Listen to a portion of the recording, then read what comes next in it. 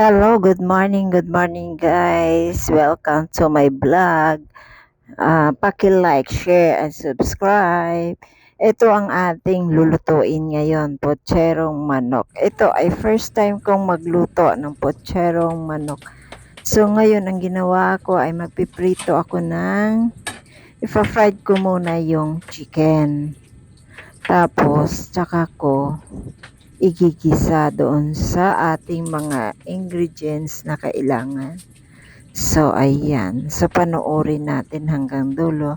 Kung nagustuhan nyo ang ating video, paki-like and share nyo lang para marami pa tayong magagawang video sa susunod na araw. Ayan. So, pinirito muna natin yung manok. Diba? Ayan. So, marami-rami yun kasi yan. Guys, may ikikwento nga pala ako sa ninyo. Ako pala at pag nagluluto para sa pamilya ay yung kung kumbaga nag-create lang kung ano yung sustansya na maano kasi grabe nakakapagtaka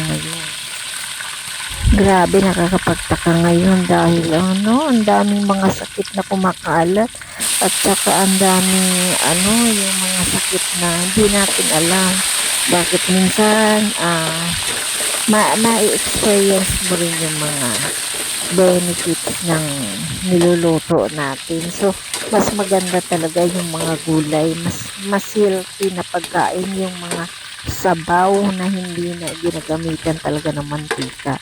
So, talagang palaisipan nyo yun ang mga sakit kung saan ba nakukuha ito. Kahit ingat na ingat ka, grabe na nagkakasakit ka pa rin, di ba? So, ngayon, ayan, so, nag-create lang ng mga ng mga menu kung ano bang maganda para sa'yo, para sa pamilya, yun yung naiisip natin minsan. So, yun ang sinusunod. So, hindi na natin inaano yung mga ingredients na nababasa natin na hindi naman natin at kumbaga kung bad ba naman maidudulot sa katawan mo, kaya hindi na nasusunod. So, nagke-create na lang tayo ng mga kung anong sangkap na gagamitin, di ba? So, yun lang ang pinagbabasihan namin magluto. Pero mas healthy talaga yung sabaw, hindi ka nagagamit ng mga tomato sauce, hindi ka nagagamit ng mantika, yung usually sinasabawan na talaga. Yun yung mga sinaunang luto. Kasi ngayon pabata ng pabata may mga sakit kaya nakakatakot na rin, no? Maganda na rin yung mga gulay-gulay, isda ang lulutuin. So, ayan. Tsaka pag kumain ng gulay, parang feeling ko hindi siya nakakasawa compare sa karne. Pag ang karne araw-araw mong kakainin, para siyang nakakaumay. Pero yung karne at isda, parang wala lang. Parang kahit araw-arawin mo, hindi siya nakakasawa. No? At yun talaga ang dapat na sa araw-araw na pamumuhay. Kailangan may gulay ka talaga, green leafy vegetable. Yun ang kailangan ng ating katawan para sa healthy na pangangatawan ng ating pamilya.